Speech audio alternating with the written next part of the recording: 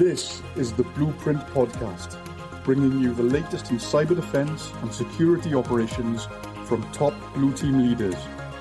Blueprint is brought to you by the SANS Institute and is hosted by SANS Senior Instructor John Hubbard.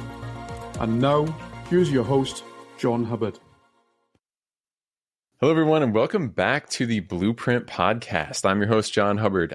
Today, we have a very special bonus episode. After going through the entire book of MITRE's 11 Strategies of a World-Class Cybersecurity Operations Center, our authors, Ingrid, Carson, and Kathryn, are back for one final episode where we're going to talk about the process of writing a book, an InfoSec book, and what it takes and all the kind of tricky parts and the fun parts and the results and getting it done and all the kind of interesting things that go along with it. So with that, welcome to you all. Thank you for coming back and joining me. It's good to be back. So Carson, let's start with you. Since you were the kind of creator of the first edition of this book, could you kick us off telling us a little bit about where did the idea for writing a book come from? Why a book versus any other kind of medium or format? And what were you kind of thinking in the very beginning of this? It's a great question, and it'll spur a long story that will wind through, a bunch of different aspects of why write a book and what to think about this. Picture it. The year it was 2010 or so, and I and a number of other people I worked with at MITRE. Some every day, you know who you are. I won't name names in this podcast to protect the innocent, but you know who you are, and I loved working with you. We talked about what we did and how we did it in security operations to a lot of other folks. And the same questions kept coming up. And it's the questions people still ask to this day. And it was everything from how many analysts do you need? What data do you collect? How you set up a SOC for success, organizationally and otherwise. And really, it was all the things that we talked about through the webcast. And I started looking around. I thought back to some of the first things that I read when I was an intern at MITRE. And I surveyed and I looked around. I remember the very first book on intrusion detection I read by Northcutt, or the wonderful materials done by CertCC they were at the time, the handbook for CCerts. And I read a book by Richard Beeklick, The Tao of Network Security Monitoring, and a couple of references. In fact, in total, I think I read like a couple thousand pages on the material. And I said, I don't think there's enough written down to answer these questions. Some people have written some about it, and then there's some stuff out there that's just wrong, like just plain wrong. Some consultancy firms had attempted to answer some of those questions, and I talked to a lot of the people I work with, and I'm like, no, this is not right.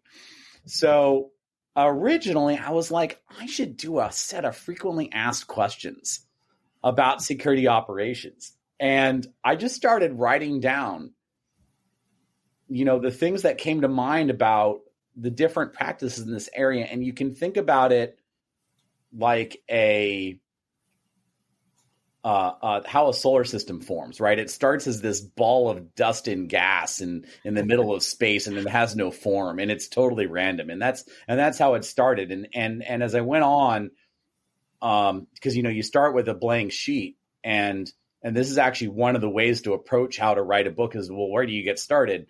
And I took probably the wrong approach, and that was write random thoughts down and see how they're related.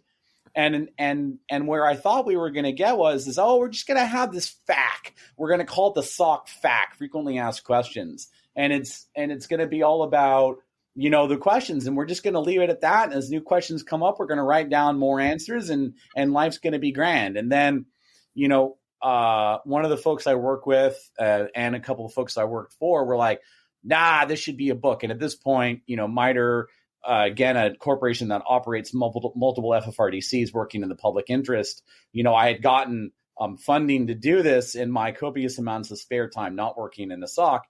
And And some of them were like, you should do a book. And I'm like, yeah, I should do a book. That sounds great. And by the time we were done, and we'll go through, today we'll go through what does it take to write a book start to finish. It had been 1,000 hours. It actually had been slightly less than that, but it was about 1,000 hours. And I later learned, I'm like, it takes about 1,000 hours to write a book. And so the motivation for doing that was getting this knowledge that I and my many colleagues at MITRE had accumulated into something that the people we talked to could consume. And initially that was MITRE's customers. And it ended up being like hundreds of other organizations, and it completely blew us away. And there's a bunch of other things we can talk today about, like, how do you think about your audience, and how do you think about who you want to enrich and how you want to engage with them, and all that fun stuff. So, if I had to do it all over again, I have a lot of thoughts to offer Carson of 2010. And I think that's one of the reasons why I've assembled into this episode. I could go on, but I don't think I should yet. Yeah. So I'll just add on some Carson advice that he gave to me, because I've actually always wanted to write a book. From the time I was little, people told me I could write. And and I even wrote little books, when I was little. But when Carson was going through this process at MITRE, I was also there. And I asked him, I said, so if someone's getting started in writing a book, Carson, what would you advise them for getting started? And he gave me some excellent advice. I don't know that he followed it. What he just described is definitely not, is the opposite of what he told me. Don't do what I did. Don't write down random thoughts. He said, start one chapter at a time. So basically write each thing like it's its own paper, its own, consumable thing that you can publish in discrete things, and then actually go through the process for each chapter as you go along, editing and other things, so that by the time you've assembled 11 or 12 or 13 chapters or whatever it is, you've kind of gone along on the process. So I think that was excellent, Carson. Oh, thanks. Maybe I'll remember that if I decide to write a book ever again. Yeah. So it's a dream come true for you, Kathryn. It is, absolutely. And I don't know that I think there'll be more, because I don't know if there'll be the same, security operations kinds of things, but I do like to write. Yes. Fantastic. So for those out there in the listening audience or watching audience who might be thinking about the same thing, any kind of initial thoughts come to mind on if someone is on that precipice of like, maybe I should write a book? The first thing you want to say is, really? Are you sure you want to write a book? You have to really want a book. It is a lot of work. And, I think Carson mentioned 1,000 hours. It wasn't divided by 3 for the 3 authors. That wasn't like 300 hours each. It was close to 1,000 hours probably each, in all of the stuff that we did to put this thing together. Yeah. So, and that's a good point of clarification here, is Carson was referring to the first edition, which was put together in 2010. Right. And then eventually, wasn't the published date like 2014 though? 2014, right. Yeah, it was 2014. Yeah. Which gives you an idea of how long they take. And then the 3 people here worked on the second edition, and I was part of the original team that was putting together, okay, what do we want to put in for a proposal to MITRE for a second edition? How long do we think it's going to take? And we were doing a second edition, and we thought, it'll just be a few light updates. Sorry. Yeah. Cybersecurity changes a lot over the years, so we had to do some things. I had no intention of writing the book. I was not originally going to be part of the team. And just as we've started thinking about, who was going to be involved, how we were going to do this, it was like, yeah, you know what? I've worked in a lot of SOCs, and I have opinions, and I've got some thoughts, and I could jump in and do some stuff. I had no idea how much work it was going to be. So we happened to be doing this during COVID as well. So there was just a lot of flux in our personal lives, in our work situations, in expectations of, do we have time? Do we not have time? Where are we going to go? But it took us nearly 3 years to go from the starting idea of, hey, we should do a second edition, to actually putting it out. And it was a lot of nights, a lot of weekends. I think all of us put dedications up front to our significant others in our lives, thanking them for the time. because it really is something you have to spend the time on. And as we discovered with 3 of us, there's the time it would take you to personally do it. And then there's the time it takes you to collaborate and to work with other people and to do the back and forth and to disagree and politely disagree and then not so politely disagree and then to go back to being friends. And so I think, there's just a lot to think about if you are considering doing a book in terms of, is this the right format for you? Why are you even doing it? Like for all of us, it was, we wanted to put something back out into the community. I mean, it's part of the reason that it was free. It's the reason we enjoyed doing it with MITRE. It's why we went with this particular format that I had one sponsor, when they heard we were doing a second edition, said, make it thick enough that I can, bonk somebody on the head with it, but not so thick it's going to hurt. So we had some goals with this, but really think about what your goals are for a book versus other formats. We had never planned to do a podcast, but this is, John gave us this amazing platform to do the podcast. Thank you, Sam. Thank you, John. Yes. Thank you. So, there's just a lot of ways you can put information out. And so really thinking about, is this the right format? And do you have a year or more to dedicate to doing something, or do you need to do it a little bit more quickly? Yeah. And I would add to the motivations, make sure it's not about money if you're writing a technical book. I got that advice probably 15, 20 years ago when I worked with several authors at one of my previous employers, and you don't make money on a technical book most of the time. Not a lot of money, not like real money, capital M. And this person had written the textbook that was used in 30 countries, several different languages, many, many colleges for doing Excel at the time. So he said, told me how much he made off of the book. And I was like, oh, okay. So he said, so you don't do it for the money, which made this easy to say, yep, we don't want to make money off of this book. And we're truly giving back to the community. And that helped my romantic notion of writing a book. It's like, oh yes, I'm giving back. That's why I'm doing this. So it helped it along in those tough hours when Carson and I were arguing over something. Just kidding, Carson. I have a bunch of points I want to expand on from what Kathryn said. I think succinctly, the romance and novelty, pun intended, you're welcome, of writing a book wears off well before the book is published. For me, and I suspect others, it actually becomes the most challenging when you're like, okay, I've got a complete manuscript. We even like its order and its format and its scope. And then you descend into editing, which we'll talk about later. Which is its own fun. So, for me in the first edition, and I think for us in the second edition, again, let's bring it back to what is your intent and who are you trying to reach? And we knew that we had a lot of people out there. I did in the first edition and we did in the second edition. Didn't realize how many in the first edition of audience who I wanted to communicate with about how to do this better. And that was truly my motivation. In the first edition, I think that carried through.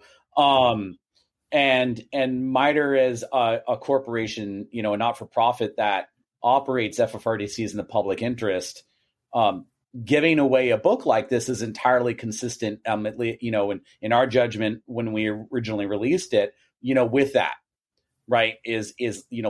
Let's get this knowledge back out to the people who can go and do brilliant things with it. And there's been, I think I've lost track of the number of times. It's certainly not hundreds, but it's not just a dozen either, where in the last 10 years or so, people have come to me and said, Carson, thank you. This book served as our blueprint, pun intended, as the way we structured our SOC.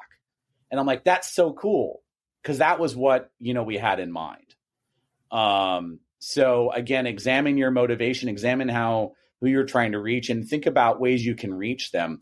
Writing a book is like kind of going, if you haven't written a blog or written short papers or written articles or written an entire chapter, it's kind of like saying, I'd like to take up hiking.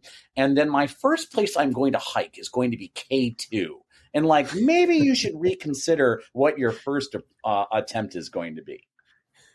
Yeah, that is fair. I started publishing some articles a few years back, not thinking I actually was brought in late to this process. So, I didn't know I was going to get to be a part of this. So I was publishing blogs and a few other things just to kind of dip my toe in the water and see what I thought. With the motivation, part of my motivation that really comes back to me each time I think about this when I was in those tough times was about not just giving back, but that people would build on the knowledge we have. One of my frustrations in this field, having been in it for as long as I have, is that we really haven't handed off the knowledge and built on it in a way that's more exponential. Yes, we are doing things a little differently here and there, but there is foundational knowledge that should be out there that everybody should just know if you're getting into this field. A lot of it's in this book, and all the references and resources that we provided in the book. But my true frustration is in that I want to see us do a lot better and grow and do it differently and better. I'll give you one. Let me give you one lessons learned, and then I'll let someone else talk for a while, Ingrid. So the whack-a-mole thing, I don't know if others know this one, but over the years, every once in a while I come across an organization that has something bad happening from an IP address or something like an IP address, and they block it. And that's the answer. That is definitely not the way to do security operations. So that's when I say, please read the book, Ingrid, I'm sorry, go ahead. And this builds on that, which is, so we've talked about writing a book is hard. Think about whether this is the right format. But to talk about why we felt this was the right format, it's because a book has a set of gravitas to it that is and a set of permanence to it that is a little bit different than writing an article, writing a blog post, putting something out that, there's a lot of material that comes out every day. We all know we have to read constantly to try and stay up with everything. The book has a level of permanence to it that we observed with Carson's first edition. Like, people held on to it. They went back. They referenced it. Even when it started to become more out of date, there was still evergreen content in there. There were still things that people would go back to and point out to. And that's what we wanted to do with the second edition too. Because we did start some of the early discussions of, should we even do a book? Should we just do, a set of blog posts? Should we do some updates? What's the right format? But we really did feel like with a book, you get something that people can hold on to, whether that is physically or virtually now, and go back and look at, and you can tell a longer story with it. Because if you are doing things as in even a series of blog posts or something else, you're often capped with how long will people sit down and look at something? Do they reference it? Do they look at it the same way? With a book, we never anticipated anybody reading this start to finish. If you do, that's amazing. Please let us know. But we kind of viewed it as, you might dive in. You might say, oh, this is interesting. That's interesting. But if you did read it start to finish, you'd kind of get a story that builds on each other. So it's a different storytelling format that can play really well into certain ideas. So as hard as it was, it felt like this was a really good format for what we wanted to share. And so as Kathryn was saying, we really did think this was going to be a bunch of light edits, but we learned that cybersecurity changes really fast, and there's a whole bunch of stuff to talk about. And we tried really hard to just say, oh yeah, here's, 5 different topics. We want to talk about cloud, and we want to talk about this. And then we're like, yeah, but we want to talk about the business, and threat intelligence is different. And where are we going to put hunting and deception? And then the next thing you know, we've got this whole whiteboard of ideas, and we're drawing lines between everything. And we're like, okay, so we're just going to reorganize a little bit. And then that turned into, okay, we're reorganizing the whole thing. And then adding a chapter. So for anybody who's wondering, 10 editions did not become 11 because we added a chapter. It became 11 because we just had so many things that we threw everything up and tried again.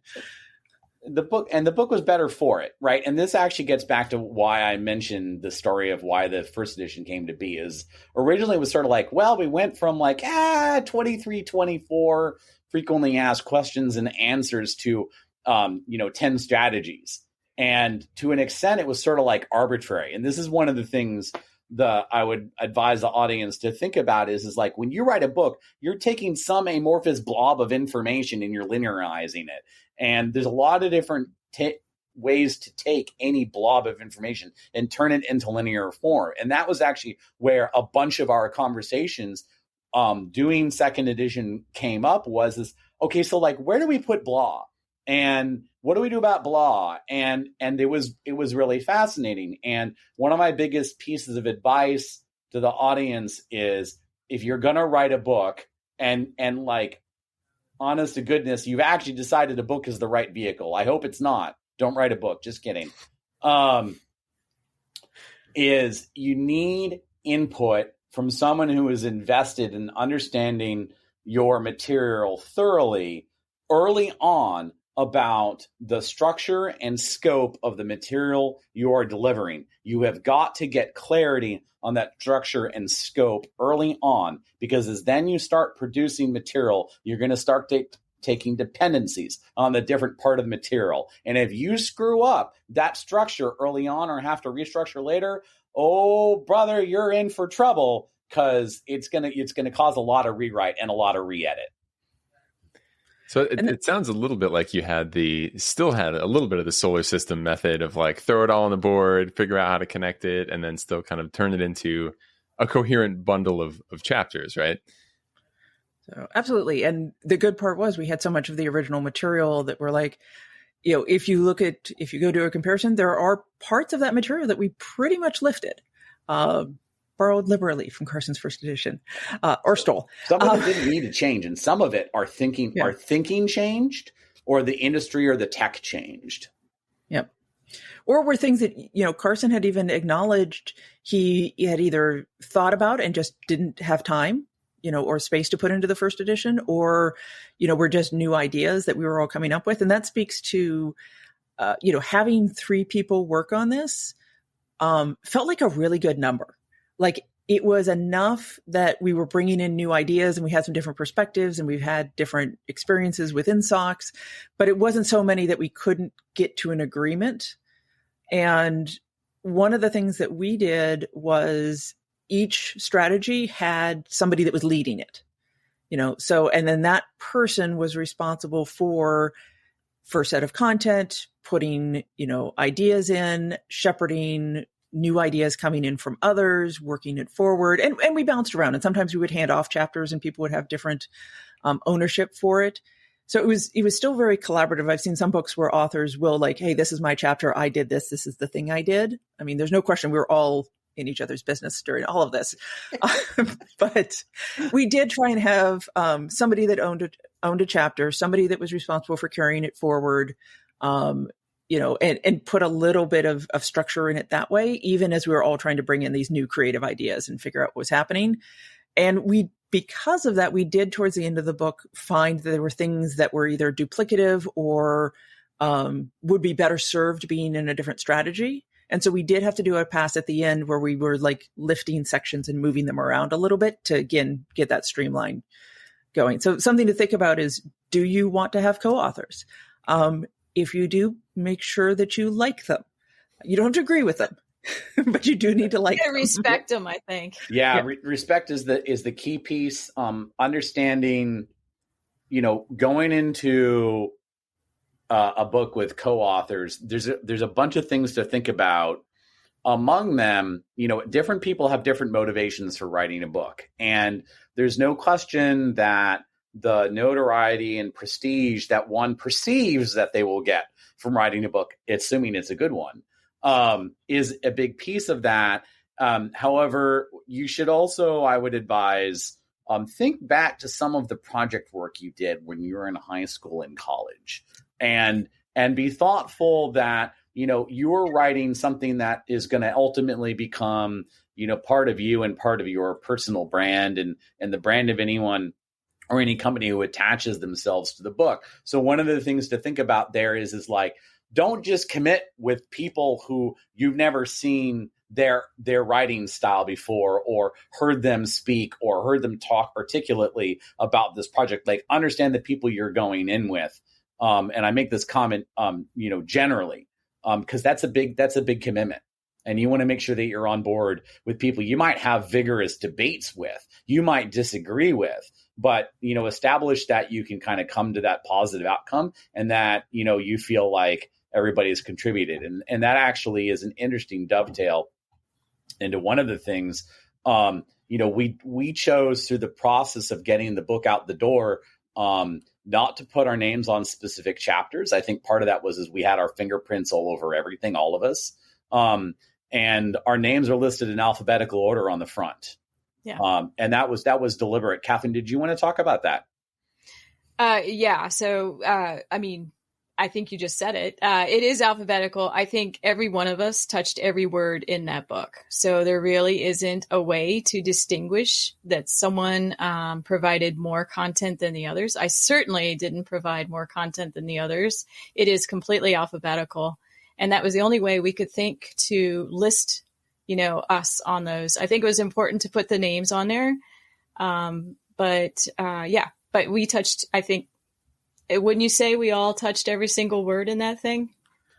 No. Yeah, even the stuff, like we mentioned, that there was a good bit of content that we looked at from Carson's first edition and tried to figure out, okay, is this the right thing? Can we just carry it forward? But even then, we were critically reading it, considering whether that was the right tone, the right language. Some of the way you speak about things has changed over the years. Carson's own voice has changed over the years. Yeah, it sure has. And sometimes you would go in and say, oh my goodness, what? I can't do it with the Carson voice, but it's like, why did I write this? What was I thinking? And you're like, no, Carson, we're just Carson is sometimes a little more casual than some of the rest of us. So, in his language and how he talks, his anecdotes can be. So voice was another thing I wanted to bring up. I know now that I have a very strong voice, and I started working on that voice during the blogs. So when you come into a situation like this, you need to know what your voice is up front. Now, blending three voices together, three strong voices together in a book is an interesting exercise. And I think Ingrid, that was her strength in bringing us together through organizing and the way things she would point out when we didn't quite sound like we were on the same page from a voice standpoint. I speak a little more formally maybe than Carson does, but Carson is fun. So we didn't want to lose all the fun that Carson had. I think that's well put, Kathryn. I wanted to tangent for a second, John, off one of the questions you asked before we get to the end of this. I wanted to return to the economics of writing a book. And I love the example, by the way, about the Excel book that was used in 30 countries? Yeah, 30 countries. And I forgot to mention this part of it. What he said to me is, think about it, a technical book, the audience for a technical book compared to a Grisham novel or, these big authors, Stephen King, these giant authors that make money off of their books and can live off of it. He said, think about that. The audience for a technical book, and within a technical book, a cybersecurity book in particular, is less than 10% of the reading audience. And I was like, ooh, that hit home for me. And it's funny you mentioned that, because I received a very similar piece of advice, or a very harmonious piece of advice. And it's a really good way to put this into numbers. And I don't know where these numbers come from. So this is now third hand. No, me neither. I wouldn't quote them, but that's, rule of thumb. The rule of thumb that was given to me is it is rare for a technical book to exceed 10,000 copies. And that if you have written a technical book and you have sold 10,000 copies of that, you are considered quote unquote successful. Interesting. And then I was further informed, again, this all might be wrong, so don't quote me, that the author of a technical book typically gets somewhere around 10% of the cover price. All right, let's use 2023 numbers here for a moment. Imagine you have, in fact, hit that threshold exactly, 10,000 copies at $40 a copy.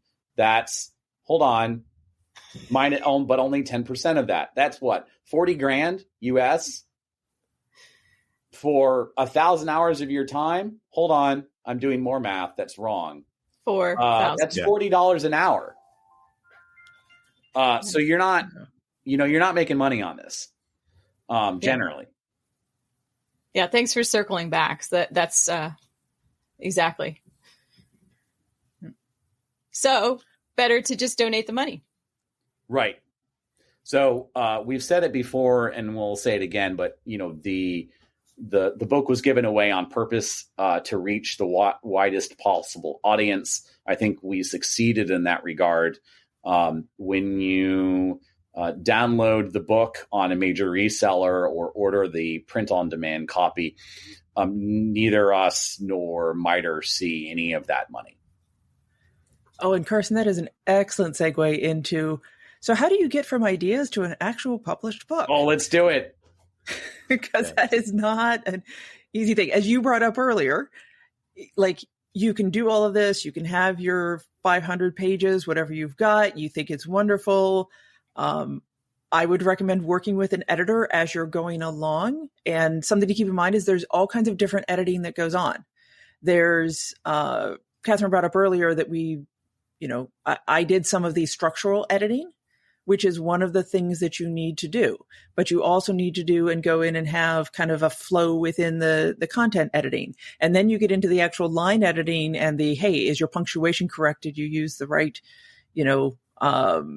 tense, all of those types of things. And then there's editing later on that goes to, okay, once you've laid out the book, did everything land where it was supposed to? And what do the pages look like? And so just keeping in mind that it's not as simple as saying, oh yeah, we just need to get an editor.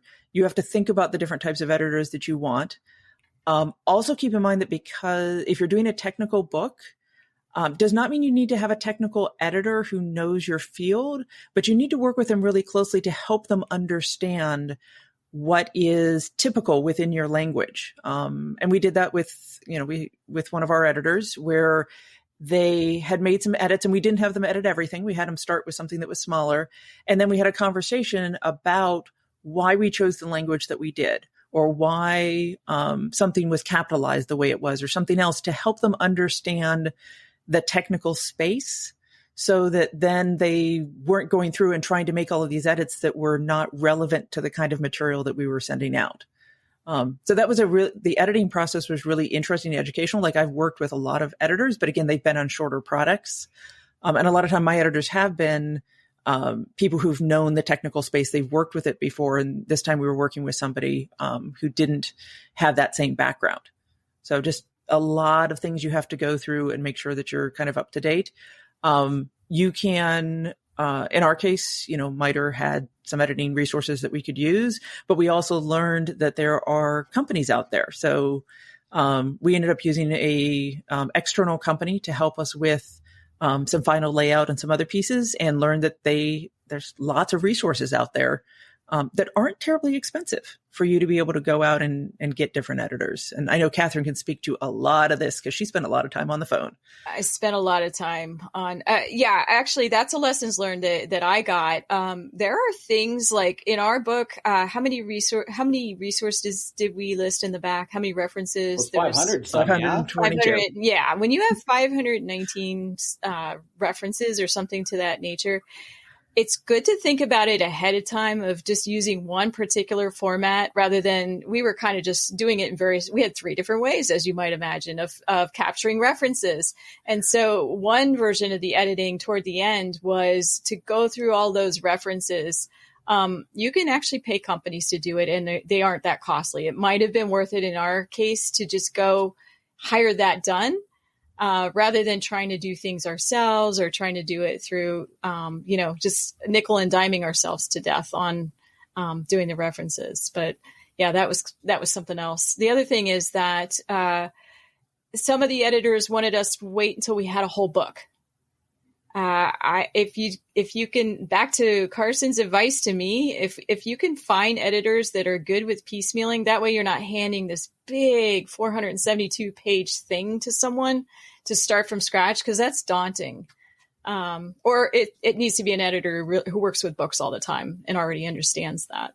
It's also daunting that, again, it's like 3 authors are here to tell you to not write a book today. It's also daunting when you think about updating the work.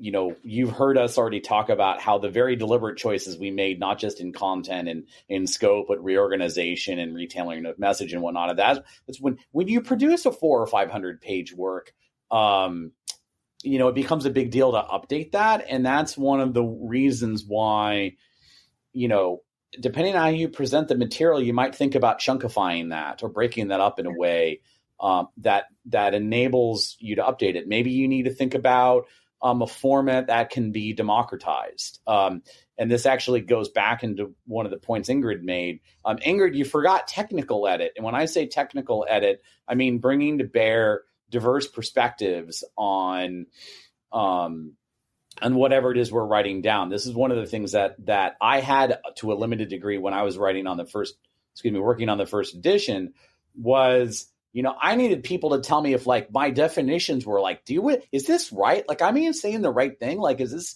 this consensus or am I hallucinating?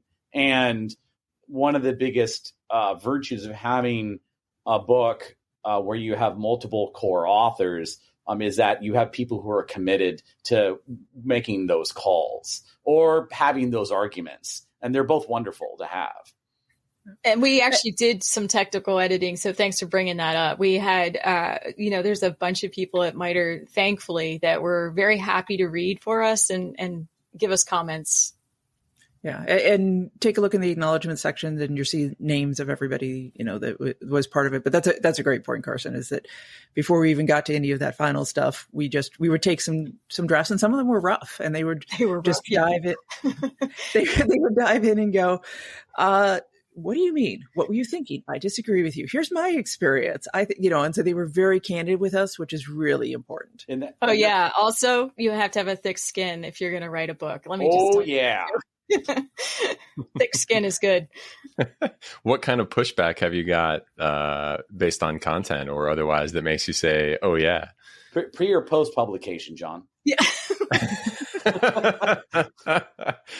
Start with all of them.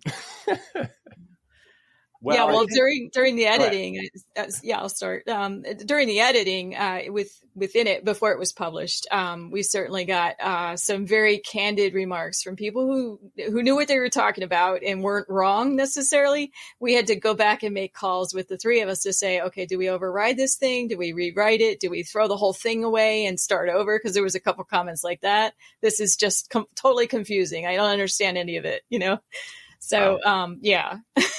There's an after publish, or unless there's more. Well, I was just going to say, one of the things about the people who were commenting for us is they had all worked in SOCs. They'd all worked in multiple SOCs. They all knew what they were doing. Yeah. And it was so interesting that their comments were like, well, I've never seen this before, or that hasn't been my experience, or I think we should do it this way. And that came into a lot of the fact that there's not a single best way to run a SOC.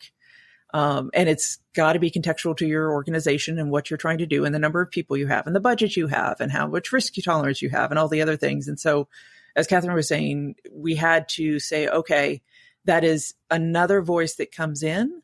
Mm-hmm. What do we think honestly, the most common denominator is that we can speak to? And so, sometimes you might read the book and say, that's not what I've seen. That's not been my experience. And that doesn't mean your experience is wrong. It just means it's different than ours and the people who provided input into us. Yeah. There's a bunch of things. I'm thinking about, behaviors for inclusion right now. One of the big pieces for this was establishing a common understanding of like when somebody says, oh, that's totally wrong. Okay. Like, tell me about the context and scope and situation and dependencies and all the other things. I'm like, what made you make that remark? And it very much goes back to what Ingrid was just talking about is people are going to come to the table and they're going to be opinionated. I know there's no one in the technology, let alone cybersecurity field, who are opinionated about what's right and what's wrong. So, I think that's one of the things to really seek out, but in doing so, use those behaviors so that you actually understand the root of why are people holding a really strong opinion about stuff. Yeah. So you had to kind of dig in and make the tough call on, is this a valid comment? Are we going to make a major change, a minor change, no change at all, and kind of live with, I hope it turns out in the right direction, and try to walk the line of like the majority experience, right? And I think that's anyone making any product is like, what's the niche that this is for? Like, we'd love it for apply to anyone, right? That's true of classes. That's true of TV shows. That's true of books and everything. But it's like, ultimately it is, there's one best person for that. And so maybe that's a question, is like, was there an organization size, an organization industry that you were thinking of in your head as like a target market for this? Oh, that's interesting. And it was very great purposeful. question. Yep. Because all of us at that point, and even now, with where Carson's gone and whatever, we're coming out of more government and enterprise level experiences. And we recognized we had a bias for that. And we were trying really hard to learn and to think about what this could mean for the small SOC, the private SOC, I've only got 2 people and it's a part-time job. Were there things that we could put in that would address that audience? And certainly we were also, the challenge and opportunity was we were trying to hit a lot of different levels. So we were also trying to think, okay, what if you're new to the field? What if this is a college book? What if this is something where you've done IT for a number of years, but you're transferring into cybersecurity and you want to just get that piece that's there? Especially because we did have a lot of government related sponsors that we've all worked with. You're thinking about people who are suddenly shoved into cyber and had, needed a primer on how to even get started with operations and other things. So we purposely tried to keep this wide aperture, but we kept going back to, let's think about something that is more accessible. Let's think about somebody who's newer to this field and works in not a big organization, but is an organization big enough that they're going to have a formal SOC. Now, we certainly talk about in one of the strategies, I think it's 4 we do organization, like all the different kinds of ways that you could start up a SOC and something else. But at least for me, that's what I always had in mind, was somebody newer into the field, maybe has a little bit of an IT background or, knows technology in some way, and who isn't working for the largest organization, isn't working for the smallest organization. But that was kind of my mindset. Now, Kathryn, Carson, what did you all have in mind?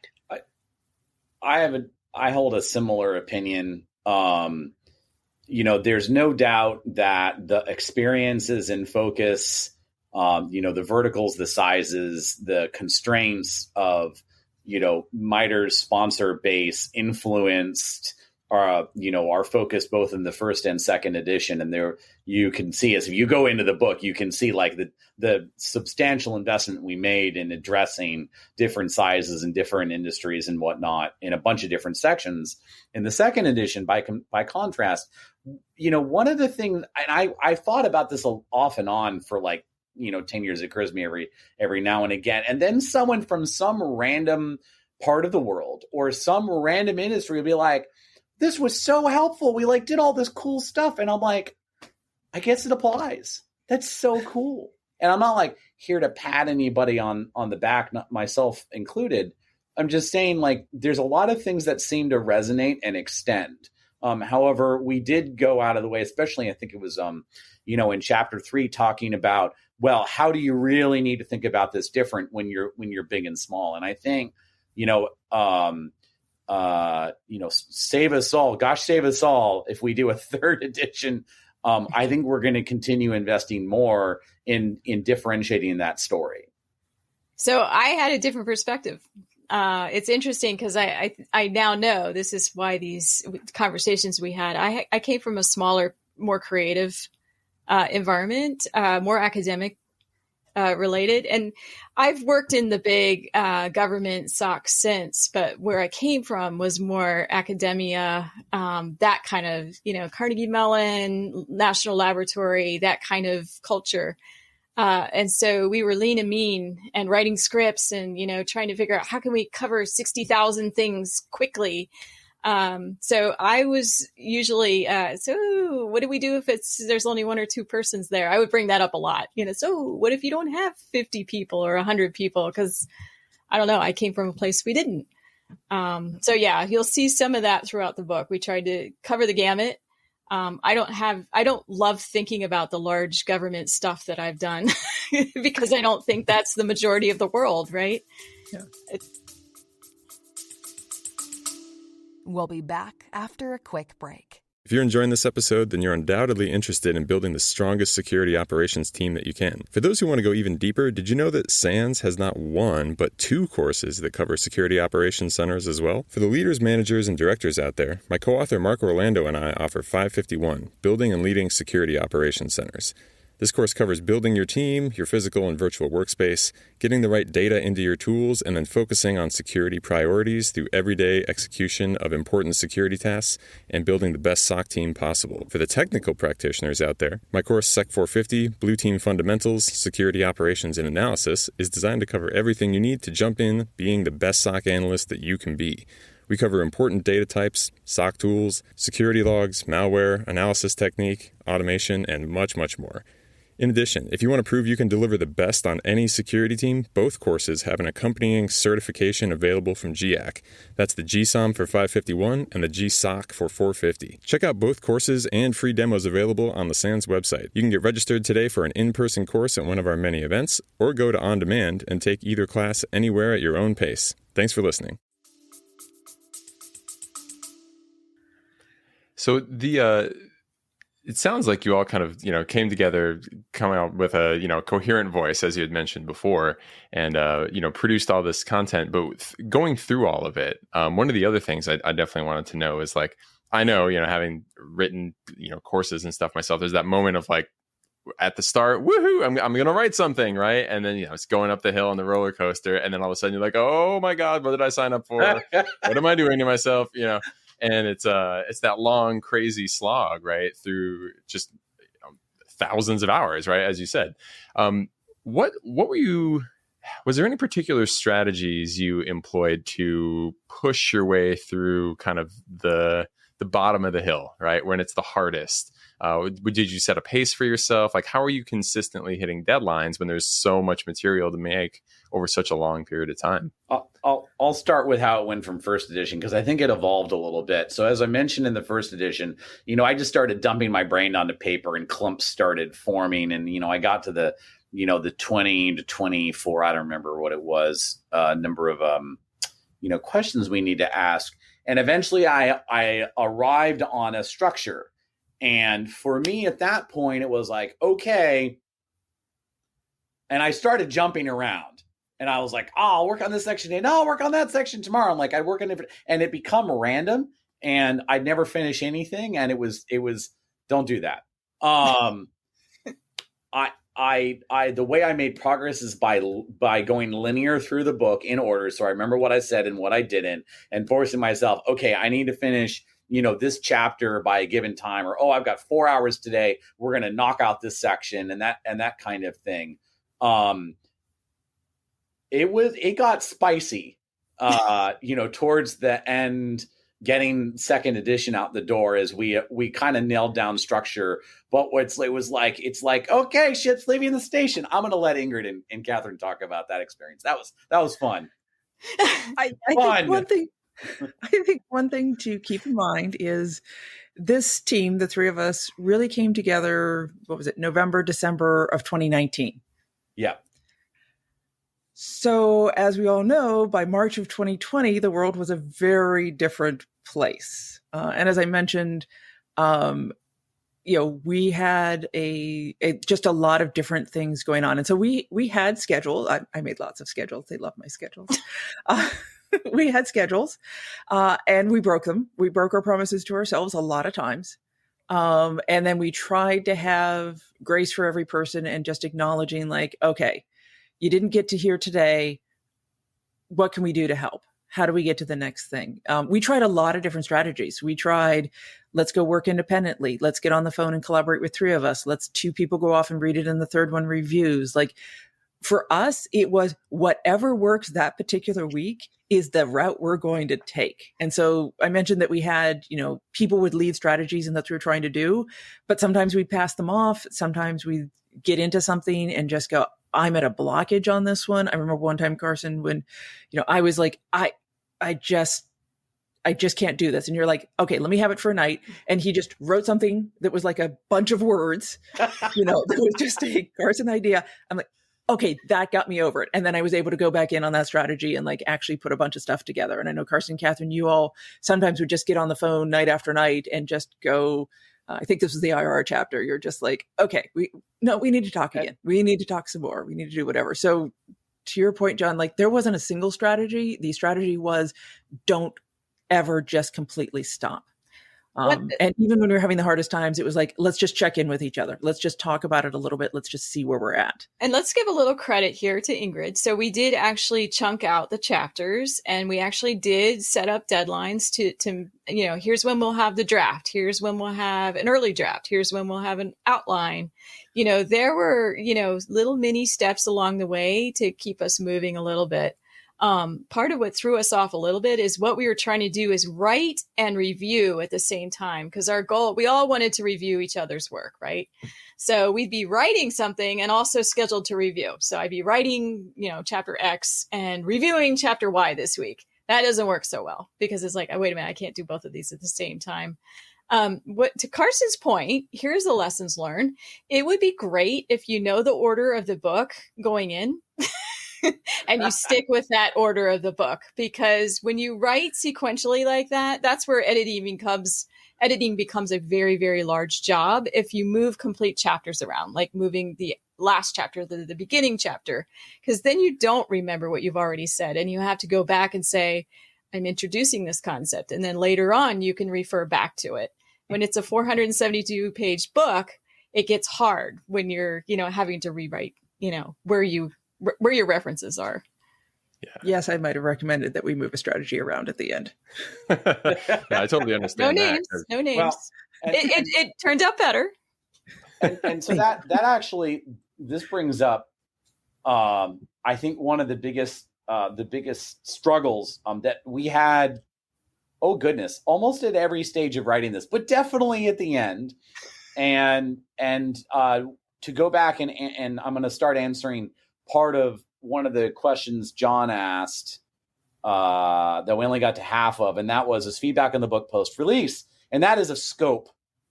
Scope is always going to be a challenge. Scope of individual sections of the book, and then scope of the whole entire work. And that was one of the questions. Like we made very deliberate choices early on about certain things. We were like, I'm going to pick a random example. Memory forensics. We are not writing a book on memory forensics. You want to learn about memory forensics? We're going to give you some really awesome references on that. And we stuck to our guns. And then there are other areas we're like, oh, wait, I can talk about this. And then there's this. And like, oh, and this and this and that. And so one of the feedbacks that I've received both on first and second edition was, oh, you didn't talk about blank.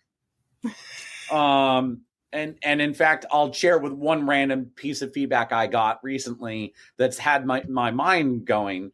And that was, we didn't talk as much about the shared sense of community and operations inside the SOC. And I'm like, that's interesting feedback. Even if we did talk about that, did we talk about it enough? And I'm sure we'll go, Ingrid and Kathryn and I will go have a conversation about like, how do we feel about that? There's always risk about scope in terms of both when you finish and what do you initially set out to do and how do you structure it? Speech over. Yeah, a lot of other post feedback we've gotten are well, this wasn't worded the way I know it. This is not correct. This is 10 instead of 11. This is 4. We had a few of those kinds of things. Some of them very valid, and we appreciate it.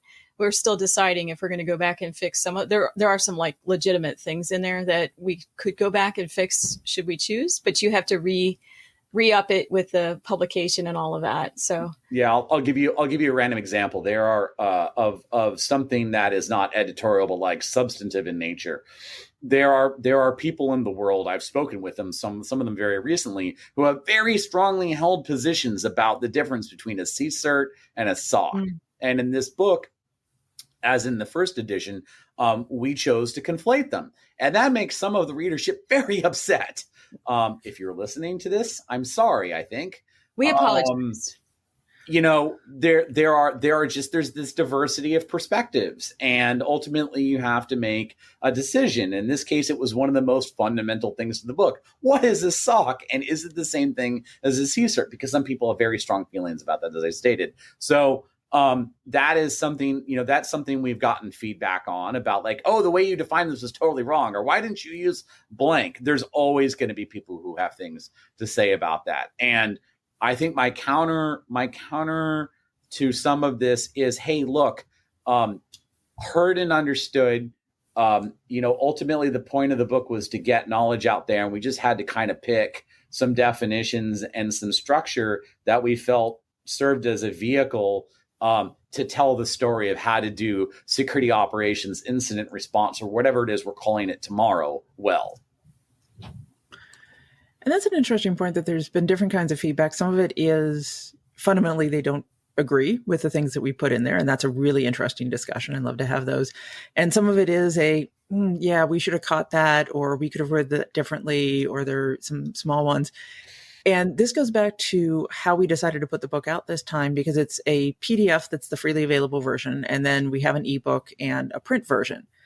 And if we only had the PDF, that would actually be pretty easy, because it would be like, oh yeah, just go, to InDesign, change up some files, do another version, slap it up on MITRE's website, and we're good. But because we have the ebook and the print version, we have to give a lot of thought to, if we do another version, what is that going to look like?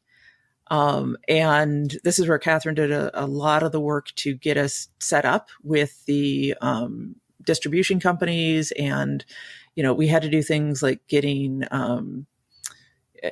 codes and all kinds of different stuff. And so it's very different to think about doing edits in this space versus just having a PDF or a blog post or something that's sitting on a website.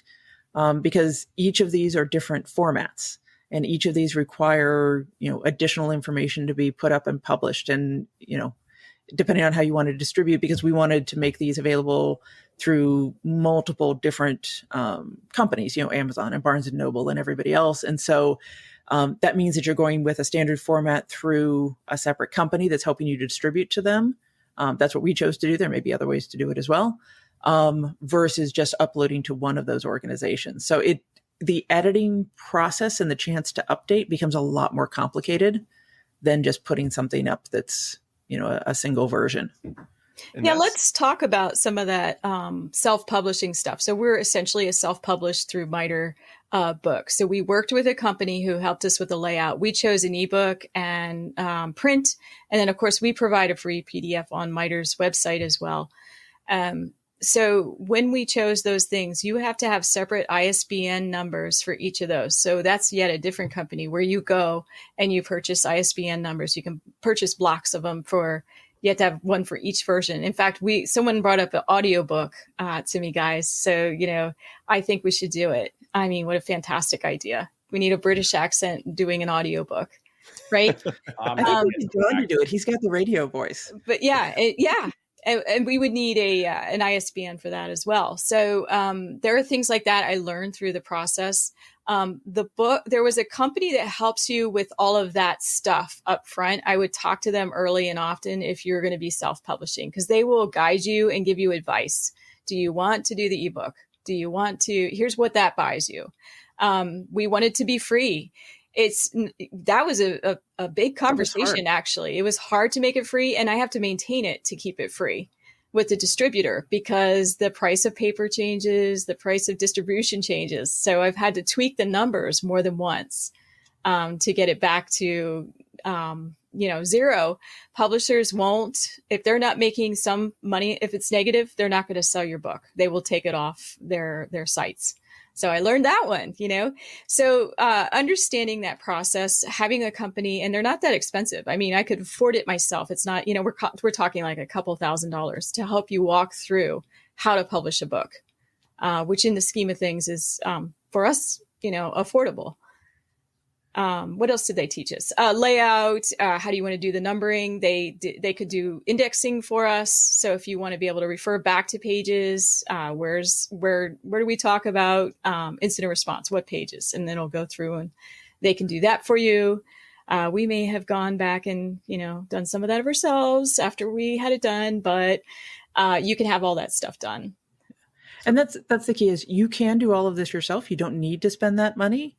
There are great websites out there that will walk you through, what it means to be self-published, how you do it, how you get it on the site. This is one of those places where we were able to work with MITRE and chose to spend a little bit of money to have them kind of jumpstart and help us because we were so new to the field and had no idea how to even get started in this space. Well, yeah, little secrets about how's your book, how many books would be distributed, which distributors would get you more exposure. How do you do it internationally? We wanted the books all over the world. So how do you do that? All of those were. That's actually a story. I'm going to tell a story for a second about book distribution. So as we mentioned a bazillion times at this point, both editions have been free. And so let's go back. This is the year's 2014, and the book is done. And my management was talking to me like, Carson, how many copies do you think we distributed this thing? And I'm like, oh, I don't think I know more than like 200 people. Like 200 or 300 copies, I guess. They printed 1,500 copies.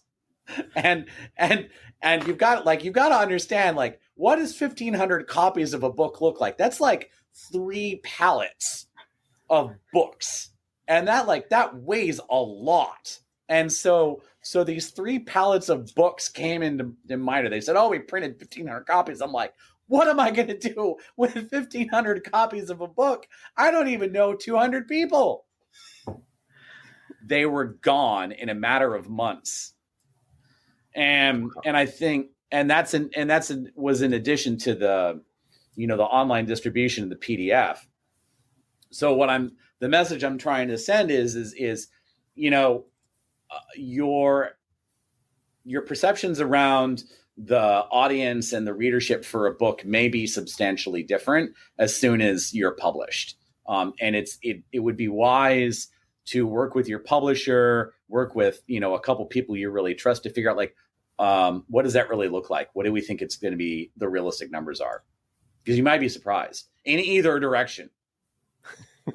And you actually don't have to guess, as it turns out, because there's this thing called print on demand. So, I have this little trick going on where I have, a supply in my office. And what I do is when someone says, hey, can I get, 40 copies tomorrow? It's like, sure, just, I'll buy 40 copies. But meanwhile, you can take the 40 copies I have. So I have these I could go sell books if I need to. So in your experience, which I know is, it seems like self-publishing only, unless there's a book that you wrote that I didn't know about, what is self-publishing? Maybe I should say, what is not self-publishing the experience like, and what is it getting you as opposed to going through all the extra effort you did? If someone were to actually go to a major book publisher and just say, here, my book's done, do they take care of a whole bunch more of that? And it's just a lot easier. And obviously you're probably selling it for a higher price at that point, but, what extra work do you have to do when you self-publish? Is it basically everything you just listed there? Depends on your agreement with them. I mean, because we've talked about editing. We haven't even talked about graphics or cover design or any of the other pieces. Like all of that, everything from editing to cover design to graphics to formatting to distribution to marketing is something that a publisher may or may not deal with. And in different levels, depending on the kind of contracts that you have with them. So, and keeping in mind that publishers have different types of books that they're looking for. So it's not like you can just waltz up to, one of the publishers out there and say, oh, look, I wrote a book, can you just publish this for me? I mean, tech books is a competitive marketplace. They only publish so many a year. It's just the same as trying to get any other type of book published. You have to get somebody interested. They have to think it's relevant to their audience. When you go with a company, they have to think they're going to make a profit on it. We talked about the fact that authors don't make a profit from books, or you make a very small one. But these companies, they're a company, they're going to want to make a profit. And so this goes back to, what do you want to get out of what you're doing? And that self-publishing allows you to put things out that maybe are a little bit different than what a company might be looking for. So I would absolutely do it again if I was doing it, keeping in mind that if you want to have an impact and you want people to know it, you have to think about your marketing for all of this. Like doing this with MITRE meant we had MITRE behind us.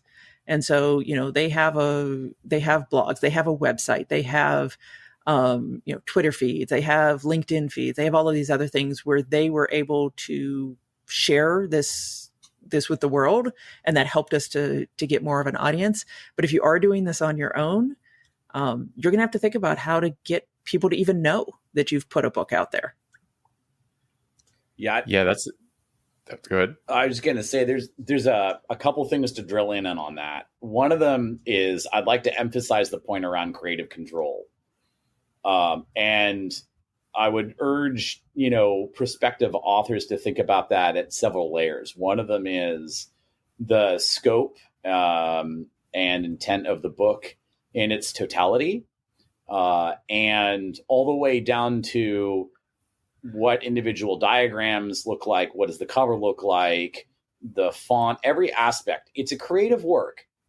And by introducing the book in a context where it's going to be sold or gone through a channel that is not self-publishing, the author is more likely to give up some of that creative control. And my advice is be clear on what your residual control will be before you invest the time in writing that. Specifically, if there is an intellectual property agreement or contract that comes into force, before you start committing stuff to paper. And by the way, I'm not a lawyer. This is not legal advice. Please contact an attorney who's barred in your region. Is this something that includes like even the content of the photos and everything else? Like, I guess we haven't really touched on that. Is like where did the graphic design come from? Oh, that's a fun story. All right. I got another story. All right. Let's go back to first edition for a second.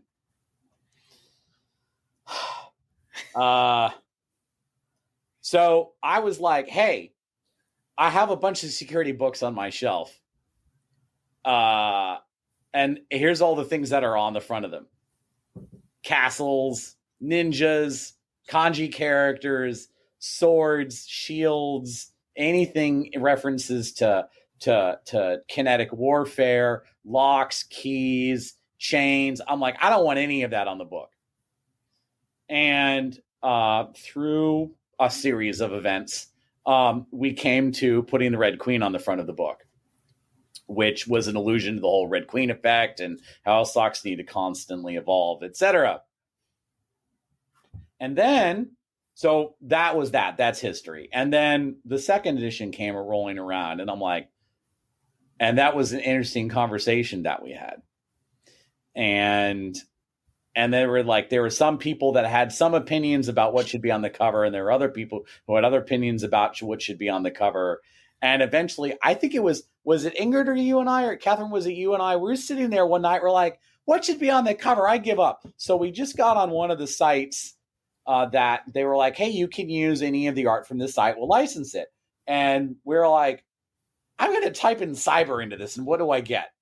And sure enough, up popped the picture that is now on the front of the book, like nearly the top of the list. I'm like, we should use that. And to an extent, the rest is history, but I think there was probably some convincing that needed to happen. What did I miss? So I think this is because we were doing this with MITRE, and they did have final control over some went into there. MITRE had opinions throughout, about what they gave a ton of leeway when it came to content, but when it came to branding and the marketing, cover and the cover and the colors and everything else, they wanted it to match with their recent branding. Right. And so the blue and the yellow are the primary colors that they were using. And so we probably spent, it took us several months, weeks, actually. Months. Yeah. We were doing other editing through the content and everything else, but between figuring out the color and figuring out the color palette and figuring out the graphics on the inside, we did have a graphic designer from MITRE that worked with us, and he was great.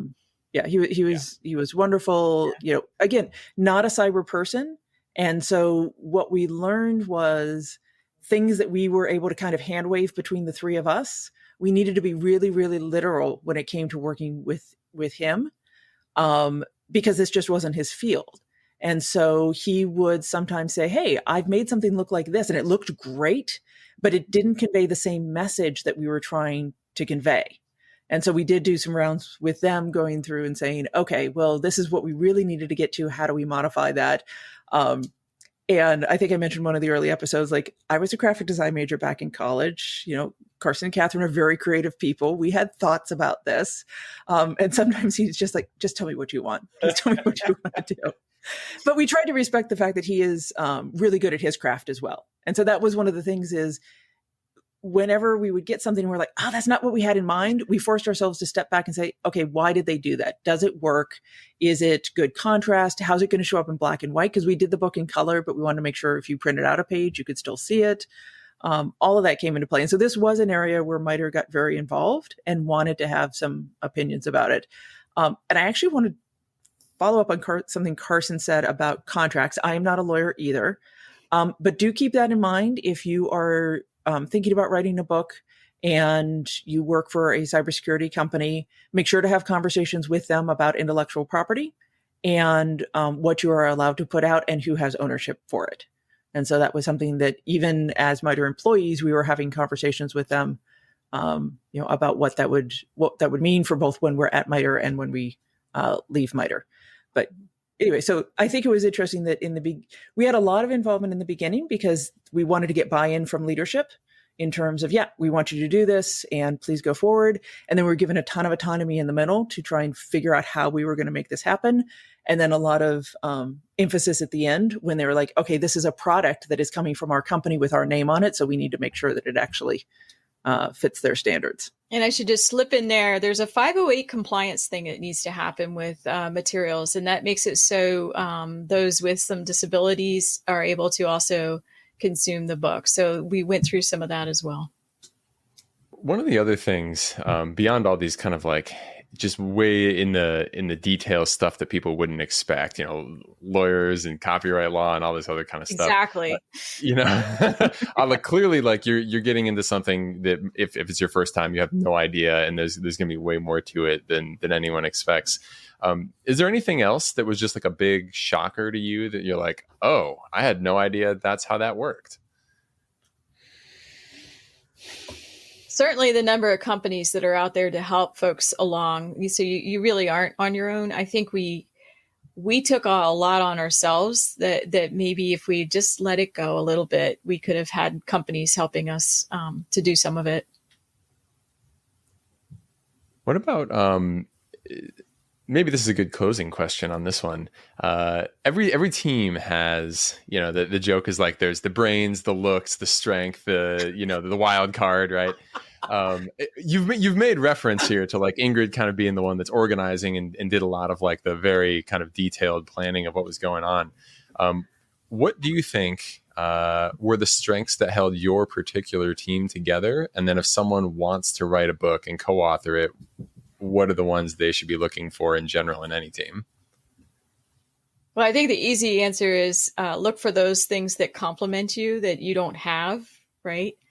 Now, I'm also an organizer, so I defer to Ingrid when she has super strong emotions about the organizing. Sometimes she had stronger feelings. I think, so I've been a manager a long time, so I have a lot of the strategic view and I can dip down when I need to. So I was doing some of that up and down and up and down. But wait a minute, we didn't cover the concept well, or, Carson always had details. He's always very, very detailed on what he puts together. I don't know. Thoughts? I love this question, John. I'm also an organizer. So when we were organizing most organized book in history, one of us would have an idea and the other person would be like, really? Or that's not the way I was thinking about that. Ingrid's got feelings already. I think we arrived in a good place. Yeah, agree. And one of the ways, I'm going to use an analogy for a second. One of the ways that one could argue a car customization or resto mod has been done very effectively is that it looks stock, meaning that once the car has been changed substantially, it looks like it was deliberate and consistent and had consistent look and consistent finish. And one of the ways that we knew, at least that I knew, I don't want to speak for the both of you. One of the ways that I knew that, for example, Ingrid would have done a really excellent reorg on something where I'm like, really? Was once it was done, I'm like, well, that's how it was always done. No, she completely changed it and it was better as a result. I'm gonna pause because I have more things to say, but I want to give Ingrid the opportunity to react. I think if I had to think about the one reason it worked for us is we can all be detail oriented. We can all be creative. We can all be strategic. We all have kind of like different amounts in all of that, but we've all got those different pieces. But most importantly, we were all able to check our egos. Yeah. And really step back and say, oh, you know what? Yeah, I wrote something, but what you wrote is so much better. Mm-hmm. Or, oh, I liked this, but this is going to work. Or I have this is a place I don't have a strong opinion. So yeah, go ahead and put down what you wanted to put down. And we were really constantly thinking about what's best for the audience, what's best for the book, how do we move it forward? Yeah. And to me, that was the most important part about this team is that, we were always able to come to an agreement. It wasn't always that everybody agreed, but we always were able to get to it. It was never a vote. It was never like, well, two of us said this, so that's what's going to happen. It was really, okay, maybe we had a couple. There was maybe one or two. I'll pile on to what Ingrid is saying. I would venture to say, we haven't talked about it. This is unscripted, by the way. I don't know if you noticed. I would venture to say by the end of the book, we all learned something about security operations. And I think all of us came to a different perspective on some aspect of security operations than we did at the beginning of the book. I know I did. Mm-hmm. There was stuff at the end. I'm like we would go for a conversation. I'm like, I didn't really think of it that way. Or like, I said that? No, that was wrong. Yeah. Now that we mentioned this, and I'm thinking back to those days, I think each one of us had places in the book we didn't want to compromise on, and we gave that to each other. So I think each one of us has this particular thing I feel super strongly about. Yeah. And we were willing to back down on other things. So there was this sense of collaboration, I think, that came together. And the longer we worked together, I think the better it got. Right on. So choosing your battles, having a checked ego, kind of working together, and just general teamwork capability, it sounds like was the dream team mix, right? Well, yeah, but you also had to feel like there's areas in that book which is I really said this. I would not back down from something, and I think each one of us has things of that like that in the book. Right, certainly, and keeping your principles and your own kind of authentic voice in there, especially when it's a specialty of yours or anything like that. Yeah. I want to offer another twist on what you were mentioning, John. I think one of the critical things, one of my many pieces of advice for prospective authors is if you're approaching a book like a technical book like this, and you have a story to tell about a complex and nebulous topic, it's really important to bring in people who you haven't just worked with like right now.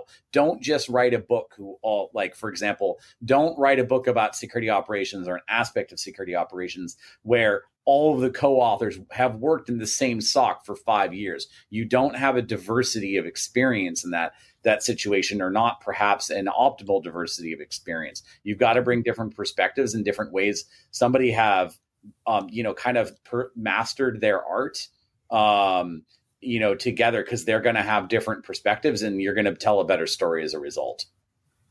Yeah. Yeah, I remember reading something very similar. I think it was in the book, The Psychology of Intelligence Analysis, which I'm sure some of you are familiar with. Yeah. One of the phrases that sticks out to me from the brainstorming area was like quantity leads to quality, right? Quantity of experiences is going to lead to having a boat of stuff that you can choose from, of which you'll be able to pick the best things, right? And it sounds like that was probably one of the factors that led to your success as well. So that's awesome. Anything else that we didn't cover that's worth passing on to all of the readers that are now super hyped to write their own book? 100%. I think it's probably worth spending a few words on like what happens after you're done. Yeah, definitely. Actually, I was going to ask about that. Yeah. What happens after the button has been pushed and it's released in the world, other than, maintaining prices and such like that you've already mentioned, but which was May 5th, 2022. I remember the date the button got pushed. Right on. Nice. Well, there's a couple things.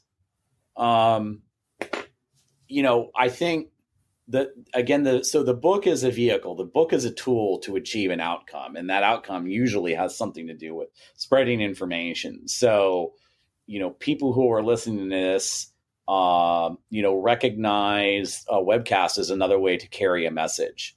Many of you listening or watching this have seen or heard Ingrid, Kathryn, and I, speak about this book at a number of different venues, including SANS. So one of the things, particularly in technical books like this, is do you want to also have a presentation or a training class or what have you that goes along the work? So how do you complement that? You might work with a company. Maybe the book you wrote was actually the intellectual property is owned by a company. By the way, I'll interject real quick as a short tangent. The book is technically MITRE's, folks. MITRE owns the intellectual property. It's been licensed, back to Ingrid and I. And we have to say that every time we talk about it. It's part of the agreement is that intellectual property is owned by MITRE and as produced under U.S. government funding. Thank you, MITRE. Thank you, taxpayers. So one of the things you want to think about before you hit that button is what's your marketing plan if you have one? What is your message to get that message out there? How do you continue that momentum forward? There's a big piece of that, and there's an also big piece I'll pause on after a few minutes, and that is talking about how does that become part of your own brand, and how do you own that message years later? Yeah, for sure. And that's an interesting point. We're talking about this from an aftermarket perspective, but we also did some thinking before pressing the button. One of the things that was brought up to us is, did we want to give early reader copies to people? Did we want to try and get quotes from others in the industry to use on the back cover? Did you want to, even thinking about when MITRE was doing the release, they were backtracking and saying, okay, what events are out there? Where are we going to actually announce this? How does it fit within everything else that's on their schedule that they're trying to talk about? How do they, want to do their social media? And how do we want to do our own social media to support this? So there's actually a lot that you want to do before you put the book out to set it up. So, and a lot of the algorithms, obviously, for downloads and bookstores and everything else are built around, how quickly you can gain momentum. It's just like podcasts, how fast do people pick up and are interested in this material, and that or change your search order rankings and everything else. I think we had a built-in audience through MITRE. We had a built-in audience through Carson's first edition. Lots of things that were kind of making it so that people knew that this was going to be coming out, but definitely give some thought to that and how much you want to do to sustain it over time. We did do a couple different talks over kind of the first 6 months or so, 9 months. And then we thought we were done. We actually had conversations and said, okay, yep, this is going to be the last one. We're ready. We feel like we've had a good run. We don't need to do something else. And then we were having some conversations here with John and Blueprint, and we're like, oh, there's one more life left in this story. Like, we can spend some time and we can do something else. But it really, you have to think about once you press publish, you are not done. If you want it to have legs, if you want it to actually go somewhere. And so add on to your 1,000 hours and just add a few more so that you can do some marketing. Yeah, and we did some little condensed materials they wanted to hand out at other things. Carson had bookmarks from the first round. So there's little, like the 10 strategies on a bookmark. There's one-pagers that are out there. So if you're doing that yourself, I could now do that myself, but it's kind of nice to have something like MITRE or a marketing machine behind you, kind of helping get the message out at various events, and hand out, here's a 10-pager on the 11 strategies, right? I'll actually offer, I'm going to put a number on this. Can't wait to hear Ingrid and Kathryn and John's reactions. I would actually argue you need to be thinking about your kind of like your marketing and messaging campaign 12 months before you publish.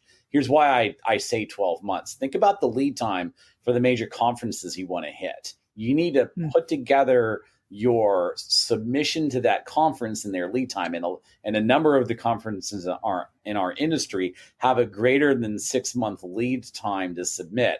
So, all right, so you've backed up, you've got that window for that. And then the time it takes you to prepare and do any kind of release for your submission, and think about conferences that might be, just before your release. You don't want to wait 11 months from your publish date to hit the conference you really wanted to hit. And in fact, we had conversations. This was like, the 6 months leading up to the actual pressing the button. We're like, we're almost there. We're like, should we talk about conferences? Shoot, we just missed this one. Oh no. So be thoughtful about that 12 months in advance. And I will observe, however, there were 2 we were accepted to. We put a whole bunch in before it was published. And I think we got into like maybe 2. After suddenly they were reaching out to us. So it shifted once the book was actually out there. So you can't be discouraged by if you don't get chosen, because it isn't published yet. It did go up significantly after it was published. I will note that some feedback we got from conference organizers is don't advertise the book.